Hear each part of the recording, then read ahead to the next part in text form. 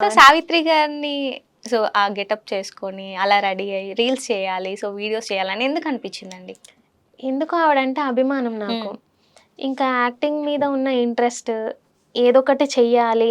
ఈరోజు నేను ఏదోకటి యూజ్ అయ్యేదో నాకు నేను ఇంప్రూవ్ చేసుకోవాలి హ్మ్. ఏదో ఒక స్కిల్‌ని అన్న ఉద్దేశంతో ఏదో చేయాలి అని అలా చేస్తూ వచ్చేదాన్నమాట. ఓకే. పైగా ఆవిడ మీద అభిమానం, ఇష్టంతో ఇంకా ఎక్కువ శ్రద్ధ పెట్టి చేయడం, అది అది ఇంకా జనాలకి అర్థం కావడం, అది రీచ్ తీసుకోవడం, అందరూ సపోర్ట్ చేయడం, దానివల్ల ఇట్లా మంచి పొజిషన్‌లోకి వాళ్ళే అలా అభిమానించి తీసుకొచ్చారనమాట. మీరిలా చేస్తే హీరోయిన్స్ అందరూ ఏమైపోవాలి చెప్పండి? నటించమంటే మీరేదో జీవించేసారు ఆ వీడియోలోని. ఇన్ కేస్ ఆ మూవీనే మీకొస్తే అసలు మామూలు రేంజ్‌లో ఉండేది గాదు. అవును.